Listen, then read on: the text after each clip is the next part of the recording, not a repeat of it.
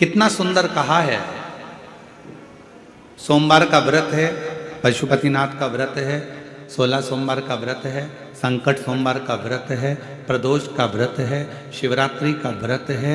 उस दिन बेलपत्र को, जिस दिन आपका व्रत होता है उस दिन बेलपत्र को नहीं तोड़ा जाता। कितना सुंदर वर्णन है, जरा सुनिएगा। शिव महापुराण का, लिंग पुराण का ये वर्णन, शिव पुराण का, स्कंद पुराण का ये वर्णन ध्यान रखना। जिस दिन आपका सोमवार का व्रत है उस दिन बेलपत्र नहीं तोड़ा जाता।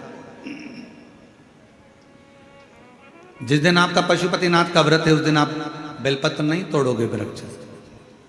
जिस दिन आपका प्रदोष का व्रत है उस दिन बेलपत्र नहीं तोड़ोगे। जिस दिन आपका 16 सोमवार का व्रत है उस दिन बेलपत्र नहीं तोड़ोगे। जिस दिन संकट सोमवार का व्रत है, शिवरात्रि का व्रत है, जिस दिन आप शंकर भगवान का तीज का व्रत, छठ का व्रत, भगवान शंकर का कोई भी व्रत अगर आप धारण करते हैं तो उस दिन बेलपत्र को व्रत करने वाले व्यक्ति को नहीं तोड़ना चाहिए। व्रत आज है तो बेलपत्र को एक दिन पहले तोड़कर रख लेना चाहिए। क्यों? ऐसा हमारा शास्त्र, हमारा विधान, हमारे पुराण, हमारे वेद क्यों वर्णन करते हैं?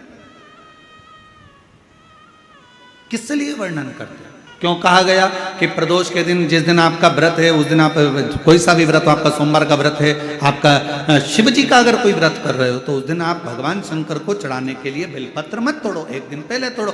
क्यों कहा गया? हमारे शास्त्र क्यों कहते हैं कि पशुपतिनाथ का व्रत कर रहे हो तो बेलपत्र को एक दिन पहले तोड़ना, सोमवार का व्रत कर रहे हो तो बेलपत्र को एक दिन पहले तोड़ना, प्रदोष का व्रत कर रहे हो तो एक दिन पहले बेलपत्र को तोड़ना।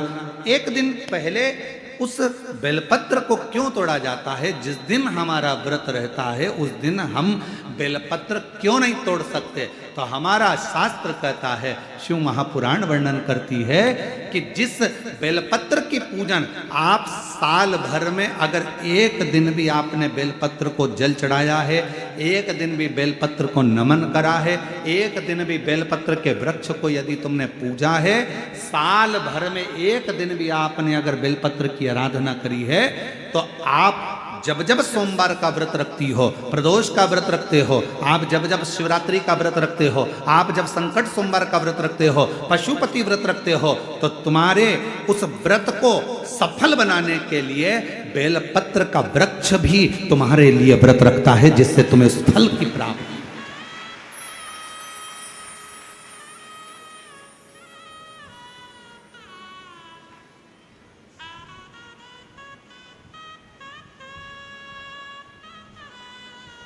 कथा सुनने आ रहे हो?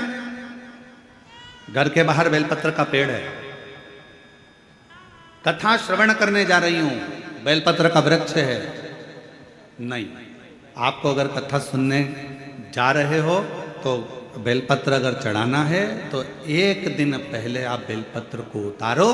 कथा सुनने के लिए जा रही हूं और बेलपत्र रास्ते में से तोड़ लिया, कथा में जाकर बैठ गई, बेलपत्र शिव पुराण को समर्पित कर दिया या कथा में समर्पित कर दिया, या विचार करा कि मेरा बेलपत्र व्यासपीठ तक जाएगा, झोली में डाल दिया। ध्यान रखना, कथा सुनने के लिए आ रही हो, सामने बेलपत्र का वृक्ष दिख गया, उसको झुककर प्रणाम करो, नमन करो और कहो, मेरे बाबा, मेरे शंभु, आपका दर्शन कर कर जा रही हूँ। मैं जानती हूँ इस बेलपत्र के वृक्ष में गौरी शंकर हैं, मैं जानती हूँ इस बेलपत्र के वृक्ष में नारायण लक्ष्मी है, मैं जानती हूँ इस बेलपत्र के वृक्ष में 64 योगनियाँ हैं, मैं जानती हूँ इस बेलपत्र के वृक्ष के तने में स्वयं कुबेर बैठकर साधना करता है। इस बेलपत्र के वृक्ष को मैं नमन करती हूँ। बाबा, आपसे प्रार्थना करती हूँ कि मैं कथा सुनने के लिए जा रही हूँ, जब मैं कथा सुनकर वापिस आऊँ ना, हे बेलपत्र महारानी, हे बेलपत्र के वृक्ष, हे शंकर, ऐसी कृपा करना कि मेरी खाली झोली को भंडार से भर देना, उसको नमन करो। और हम क्या करते हैं? कथा सुनने जा रहे हैं तो बेलपत्र का वृक्ष अपने आंगन में है या बेलपत्र का वृक्ष रास्ते में पड़ गया, 4-6 बेलपत्र तोड़ लिए, कथा में जाकर बैठ गए, कथा सुन ली, बाद में बेलपत्र समर्पित कर, ना ना ना ना, आते समय बेलपत्र को नमन करते हुए